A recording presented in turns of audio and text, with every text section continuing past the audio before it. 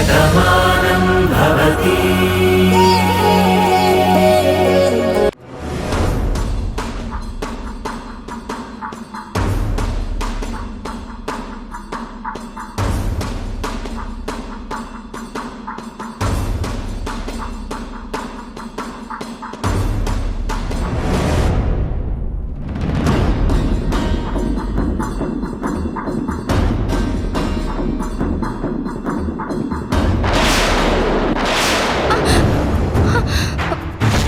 అయ్యయ్యో!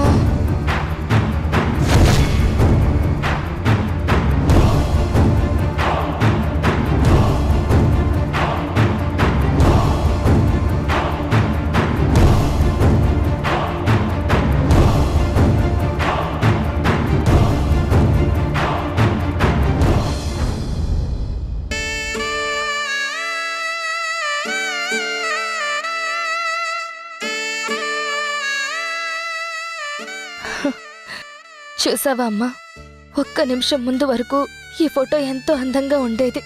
నువ్వెంతో బాగుండేదానివి. కానీ ఇప్పుడు ఫోటో ఫ్రేమ్ పగిలిపోయింది. ఇప్పుడు నీ ఫోటోని ఇలా చూస్తుంటే నాకెందుకో బాధగా ఉందమ్మా. మనిషి ప్రవర్తన కూడా ఈ అద్దం లాంటిదేనమ్మా. నువ్వు బాగున్నంత వరకు, నా గురించి ఆలోచిస్తున్నావు అనుకున్నంత వరకు నా కంటికి ఒక దేవతలా కనిపించావు. కానీ నీలో స్వార్థం తెలిసాక, ఆ స్వార్థం కోసం ప్రాణాల్ని తీయడానికి కూడా నువ్వు వెనకాడవు అని గుర్తించాక, నన్ను కన్న తల్లివే అయినా నీ మీద నాకు కోపం పెరిగింది. నా మనసు కూడా ఈ అద్దంలా పగిలిపోయిందమ్మా.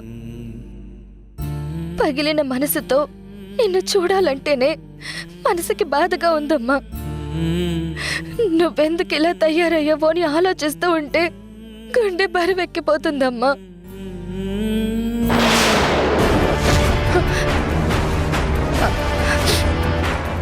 ఏంటి సత్య, ఏమైంది? అదే రాదా, ఫోటో పగిలిపోయింది. ఎంతైనా అమ్మ ఫోటో కదా, ఇలా పగిలిపోయేసరికి బాధ అనిపించి కన్నీళ్ళొచ్చాయి, అంతే, ఇంకేం లేదు.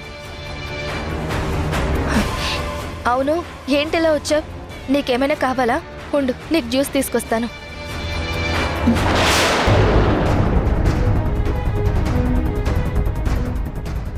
సత్య, ఈ మధ్య నీ ప్రవర్తనలో చాలా మార్పు వచ్చింది. నన్నెంతో జాగ్రత్తగా చూసుకుంటున్నావు. నేను తినే తిండిని పరీక్షిస్తున్నావు. తాగే నీటిని కూడా టెస్ట్ చేస్తున్నావు. నా నీడ నన్ను ఫాలో అవుతుందా అన్నట్టుగా చూస్తున్నావు. ఎందుకో తెలుసుకోవచ్చా? అదేంటి రాధా అలా అంటావు? నువ్వు మా ఇంట్లో ఉన్న మనిషివి, మా మావయ్యని ఎంతగానో ఇష్టపడ్డ మనిషివి, మా అందరికీ కావాల్సిన మనిషివి. నిన్ను చూసుకోవాల్సిన బాధ్యత నా మీద ఉంటుంది కదా. బాధ్యతతో చూసుకోవడం వేరు, భయంతో చూసుకోవడం వేరు. రెండింటికి తేడా తెలియదనుకోకు. నీకేదో భయం ఉందని నాకు అర్థమైంది. అందుకే ఇలా ప్రవర్తిస్తున్నావు. నాకేదైనా జరుగుతుందని నీకు తెలిసిందా? లేదా నన్ను ద్వేషించే వాళ్ళ గురించి నువ్వు తెలుసుకున్నావా? అది కాదు రాధా, అది... చూడు సత్య, నా గతం గుర్తులేకపోవచ్చు, నా భవిష్యత్ ఏంటో నాకు తెలియకపోవచ్చు, కానీ జరుగుతున్న దాన్ని మాత్రం తెలుసుకోలేననుకోకు. నిజమే రాధా, అందరి మంచి కోసం ఆలోచించే నీకు ప్రమాదం ఎటు నుంచి వస్తుందోనని నాకు భయంగానే ఉంది. అందుకే మావయ్య ప్రాణంగా చూసుకునే నీకు ఎలాంటి ప్రాణాపాయం కలగకూడదని నేను జాగ్రత్తగా చూసుకుంటున్నాను. అంటే మీ అమ్మ జయప్రద గారు నాకు హాని తలపెడతారని నీకు అనుమానం వచ్చిందా?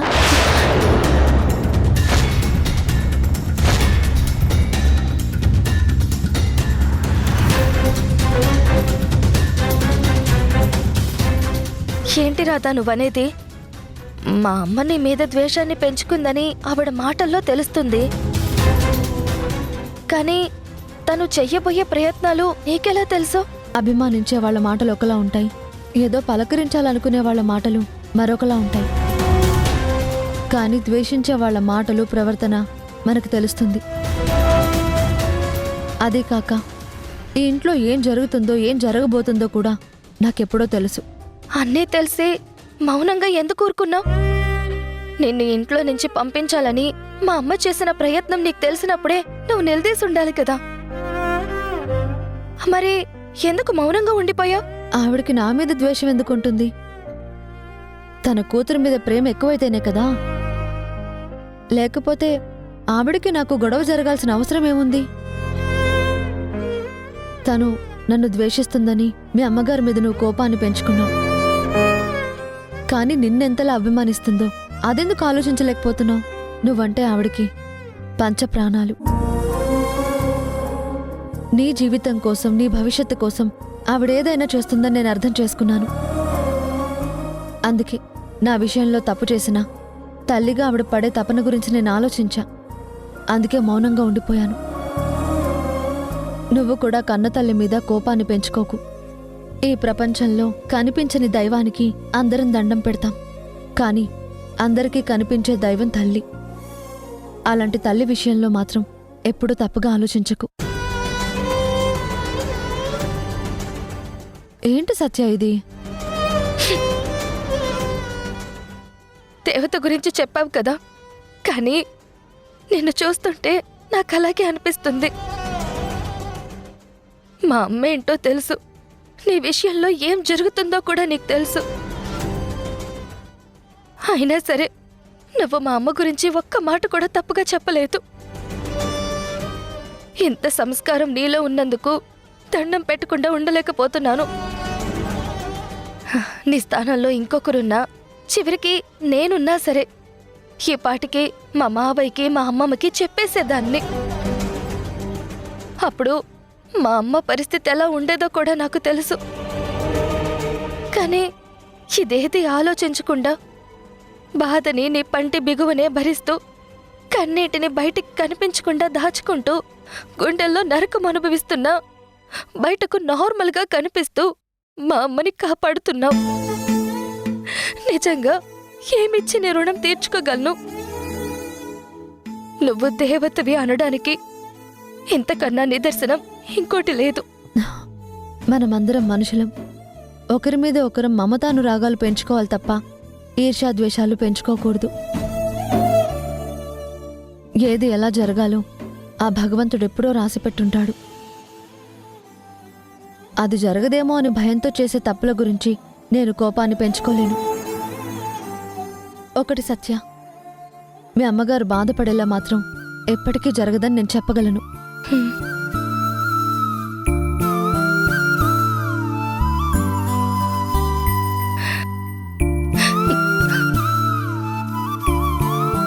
చూసావమ్మా, అది రాత మనసు. ఆ మనసు నీకే ఉంటే నా మనసు ఇలా మొక్కలయ్యేది కాదు.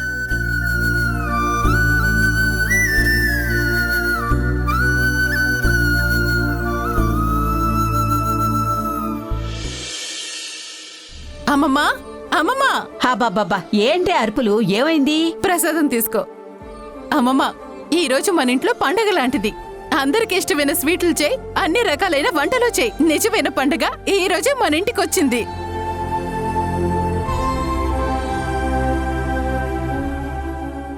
ఏంటి ఊర్మిళ అంత సంతోషంగా ఉన్నావు? పెళ్లి శుభలేక దేవుడికిచ్చొచ్చాక అంత ఆనందంగా ఉన్నావంటే అక్కడ పూజ బాగా జరిగిందా? అంతే కదా బామ్మ. అనుకున్న కార్యక్రమం అంతా ముందుకు వెళ్తుంది అన్నప్పుడు ఆ సంతోషం అలాగే ఉంటుంది.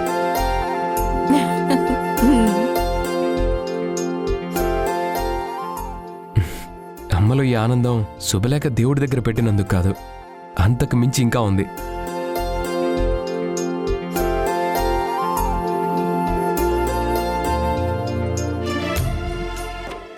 ఏంటత్తయ్యా, అక్కడ ఊహక అందని అద్భుతం ఏమైనా జరిగిందా? అదేంటో చెప్పండి, మేము ఆనందిస్తాం కదా. నిజంగానే అద్భుతం జరిగిందమ్మమ్మా. ఆ అజయ్ ఎప్పుడు ఎలా ప్రవర్తిస్తాడో అని అందరం భయపడుతూనే ఉన్నాం. వాళ్ళలో మార్పు రావాలని చెప్పి నేను దోసపాళ్ళలో మాట్లాడాను. ఏదైనా వ్యాపారం పెట్టుకోమని కొంత డబ్బు కూడా ఇచ్చాను. డబ్బైతే తీసుకుని వెళ్ళాడు, కానీ మారతాడో లేదో అన్నటువంటి అనుమానం నాకు ఏదో ఒక మూలుంది.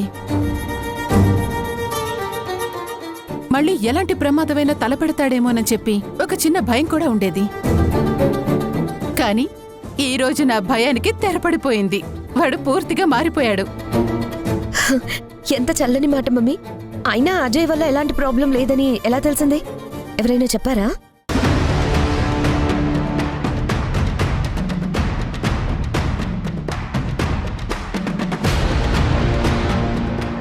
ఎవరో చెప్పడం ఏంటి చాందిని? ఈరోజు గుళ్ళో అజయ్ ఎదురయ్యాడు, అమ్మతో మాట్లాడాడు, తను పూర్తిగా మారిపోయాడు. అందుకే అమ్మ ఇంత ఆనందంగా ఉంది. నిజంగా దేవుడు కరుణించాడు మమ్మీ. నీ పూజ ఫలించిందని చెప్పడానికి ఇంతకన్నా నిదర్శనం ఇంకేం కావాలి?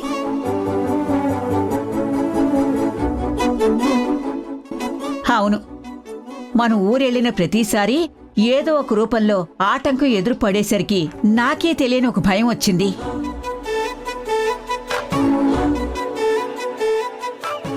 మన సొంత ఊర్లో కూడా మనం ప్రశాంతంగా ఉండలేము అనిపించింది. అది ఊరి సమస్య బామ్మ, కానీ అజయ్ అది తన సమస్యగా మార్చుకున్నాడు. ఈరోజు అది కూడా తీరిపోయిందని అర్థమైందిగా. నిజం చెప్పావు బాబు. నా కూతురు భవిష్యత్తు ఏంటని భయపడ్డాను. వాడెవడో ఎందుకిలా ప్రవర్తిస్తున్నాడో తెలియక ఏం జరుగుతుందో అని చాలా కంగారు పడ్డాను. కాని ఈరోజు వాడు మారిపోయాడని తెలిసింది. ఇంక నా కూతురు జీవితానికి ఎలాంటి ఇబ్బంది ఉండదు. ఈ పెళ్లి బాగా జరుగుతుందన్న సంతోషం నాకుంది.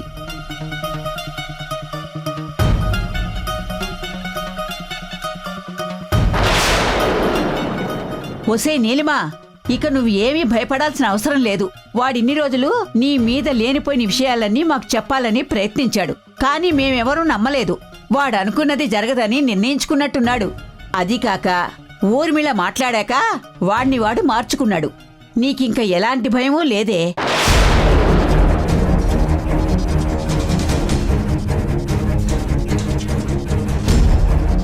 అక్కడ జరిగిందేంటో మీకు తెలీదు. అజయ్ నటిస్తున్నాడు. వాడు మారిపోయాడు అని మీరు నమ్ముతున్నారు. పోనీలేవే, ఎంకి పెళ్లి సుబ్బిచావుకొచ్చిందని ఈ ఎదవ ఎక్కడ ఎలాంటి గొడవ పెడతాడోనని భయపడ్డాను.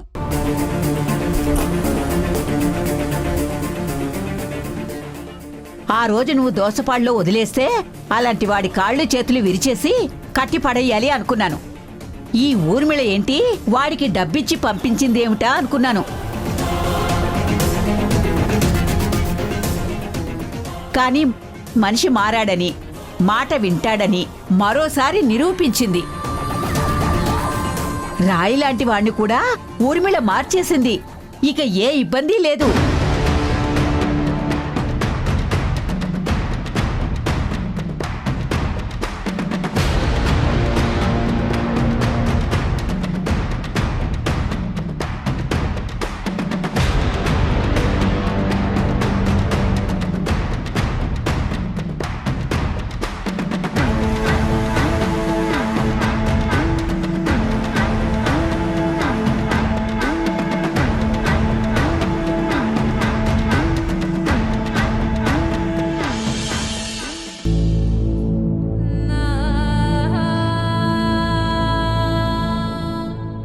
తను నన్ను ద్వేషిస్తుందని మీ అమ్మగారి మీద నువ్వు కోపాన్ని పెంచుకున్నావు. కానీ నిన్నెంతలా అభిమానిస్తుందో అదెందుకు ఆలోచించలేకపోతున్నావు?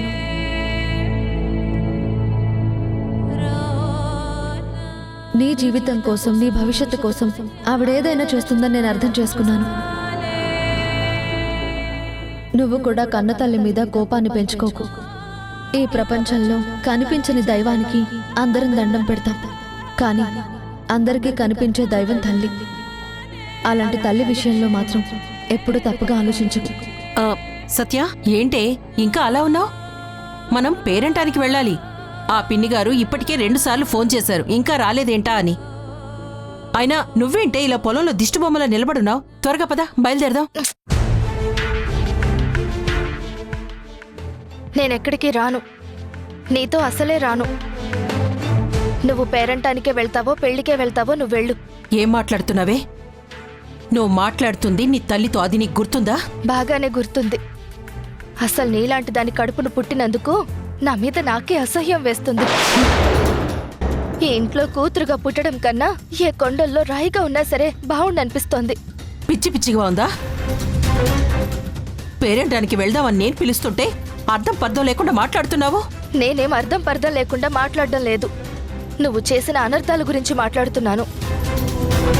నీ బుద్ధి ఏంటో తెలుసుకున్నాక అసలు నీ కూతురు నన్ను చెప్పుకోవడానికే నాకు సిగ్గేస్తోంది. అసలు ఇలాంటి మనిషి నా తల్లి అని చెప్పుకోవాలంటేనే నా తల తీసేసినట్టుందమ్మా. అంటే ఇన్ని రోజులు నేను నీకోసం చేసిందంతా వృధా అయిపోయిందా? నీ గురించి ఆలోచించిందంతా బూడిదలో పోసిన పన్నీరైందా? ఈ తల్లి నీకంత శత్రువు అయిపోయిందా? చెప్పు చెప్పు, ఏంటి నేను చేసిన తప్పు? ఏంటి నేను చేసిన ద్రోహం? నీకు మేలు చెయ్యాలి అనుకోవడం నా పాపం ఎలా అవుతుంది? నీ కూతురికి మేలు చెయ్యాలి అనుకుంటే తప్పులేదమ్మా. కానీ ఇంకొకరికి ద్రోహం చేయకూడదు, వాళ్ళ ప్రాణాలు తీయాలి అని అనుకోకూడదు, పైకి పంపించేయాలి అన్న ఆలోచన రాకూడదు. ప్రాణం తీయడం అంత సులువైపోయిందా? పోయిన ప్రాణాన్ని తిరిగి బ్రతికించగలమా? తలక్రిందులుగా తపస్సు చేసినా అది జరుగుతుందా? తల్లివేమో పేగు బంధం తెలిసిన దానివి కదా, మరి ఇంత మూర్ఖంగా ఆలోచించావంటే నేను ఎలా అర్థం చేసుకోవాలో నీ విజ్ఞతకే వదిలేస్తున్నాను. ఓహో, హ, ఇవన్నీ నీ మాటలు కాదే. నీతో ఎవరు ఇలా మాట్లాడిస్తున్నారో నాకు అర్థమైంది. నా మీద నీకు ఎవరు ఈ విషయం నూరిపోస్తున్నారో ఇప్పుడు నాకు తెలిసిపోయింది. ఎందుకమ్మా ఇంకా రాధ మీద అంతలా అనుమానపడతావు? తను నీ గురించి ఏమీ చెప్పలేదు. అసలు నీ విషయంలో తను ఆలోచించే తీరును చూశాక నాకు సిగ్గనిపించింది. అదేనే దాని తెలివితేటలు. మంచిగానే మాట్లాడుతుంది, కానీ ఈ విషయాన్ని ఎలా ఎక్కించాలో అలాగే ఎక్కిస్తుంది. ఇప్పుడు నువ్వు ఆ విషపు మాటలే మాట్లాడుతున్నావు. అమ్మా, రాధ గురించి ఇంకొక్క మాట తప్పుగా మాట్లాడితే తల్లివని కూడా చూడను, పళ్ళు రాలు కొడతాను.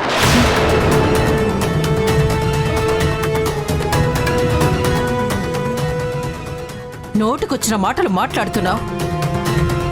అసలు ఏం చేసి నిన్ను మార్చిందే? నా మీద నీకేం విషయం నింపింది? విషాన్ని నింపింది రాధ కాదమ్మా, నువ్వు.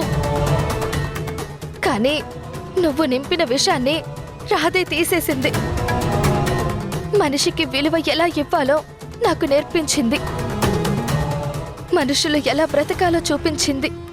అందుకే తను నాకు దేవతలా కనిపించింది. కానీ తల్లివైనా నువ్వు నాకు రాక్షసిలా కనిపిస్తున్నావు. చాలిక నోర్మి. నేను ఆలోచించింది నీ గురించి, నీ జీవితం గురించి. నా జీవితాన్ని నిలబెట్టాలి అనుకున్నావు, కానీ నా కోసం ఇంకొకరి జీవితాన్ని దోచుకుంటే నీ కూతురు జీవితంలో ఆనందం ఉండదమ్మా, బాధ మాత్రమే మిగులుతుంది. అయినా నీకు ఆ విషయం తెలుసా? తెలుసుకోవాల్సింది నేను కాదే, నువ్వు. చూసావా దాని మనసులో ఎంత దాచుకొని నిన్ను రెచ్చగొట్టి నా మీదకి ఎలా పంపించిందో? అది ముందు నువ్వు తెలుసుకో. బాగా తెలుసుకున్నానమ్మా. నువ్వేంటో, నీ బుద్ధేంటో, నీ ప్రవర్తన ఏంటో ప్రతిదీ రాధకు తెలుసు. నువ్వు తన గురించి ఏమేం చేయబోతున్నావో ఇలా ప్రతి ఒక్క విషయం తనకి తెలిసినా సరే ఒక్క మాట కూడా బయట పెట్టలేదమ్మా. తన కన్నీళ్లని కళ్ళల్లోనే దాచుకుంది, బాధని గుండెల్లోనే మోస్తోంది. నీ ముందు నవ్వుతూ తిరుగుతుంది. నీ రూపం ఇది అని, నువ్వు తన విషయంలో ఇంత ద్రోహం చేస్తున్నావని మావయ్యకు గాని అమ్మమ్మకు గాని ఒక్క మాట చెప్పుంటే ఈ ఇంట్లో నీ పరిస్థితి ఏంటో ఆలోచించు. ఏ తలుచుకుంటేనే వణుకు పుడుతుంది కదా. ఈ విషయాలు బయటకొస్తే నీ తలరాత మారిపోతుంది అని నీకు తెలుసు కదమ్మా. కానీ ఆ పని రాధ చెయ్యలేదమ్మా. తను నీ గురించి ఆలోచించింది. ఈ ఇంటి ఆడపిల్లగా నీ గౌరవం నీకు దక్కాలి అని కోరుకుంది. నేను తప్పు అన్నా సరే తల్లి విషయంలో అలా మాట్లాడకూడదు అని నాకు చెప్పింది. ఆ గొప్పతనాన్ని నువ్వెలాగో గుర్తించలేవు.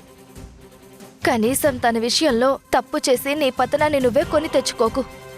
చాలా బాగుంది. చివరికి నేను ప్రాణంగా చూసుకునే నా కూతురు కూడా నాకు శత్రువుగా మారిపోయింది. దీనికి కారణం ఆ మహాతల్లి అని నాకు అర్థమైంది. నీ గురించి మొక్కని దేవుడు లేడు, చెయ్యని పని లేదు. ఇప్పుడు వ్రతానికి వెళ్తున్నది కూడా అక్కడ కూడా నీ గురించి కోరుకోవాలి అనుకున్నాను. నీకే నేను అక్కర్లేనప్పుడు ఈ పూజలు వ్రతాలు నాకు మాత్రం ఎందుకు?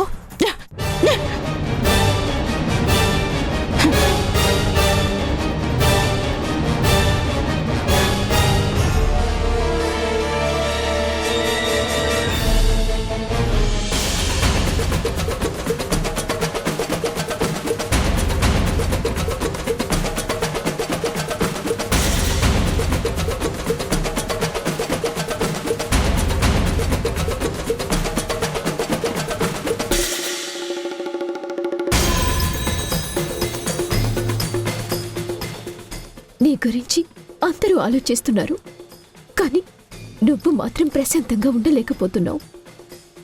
నిన్నొక పాపం వెంటాడుతోంది.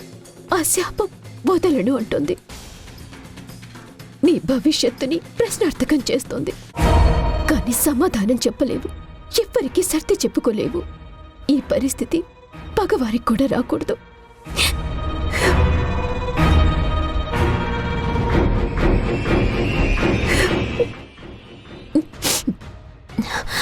పెద్దమ్మా,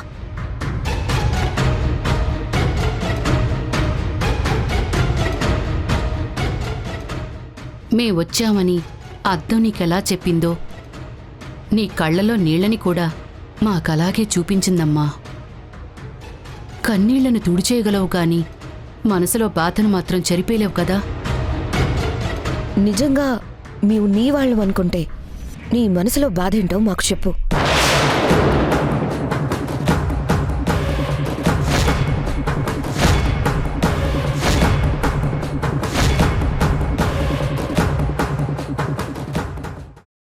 నువ్వు ఈ ఇంటికి రాకముందు నేను ఈ ఇంటికి మహారాణిలా ఉండేదాన్ని.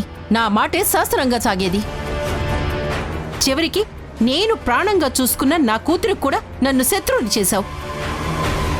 ఈ పాపం నీకు ఊరికనే పోదు, నా శాపం నీకు తగులుతుంది, నీ కడుపులో ఉన్న బిడ్డ కూడా. జయా జయా జయా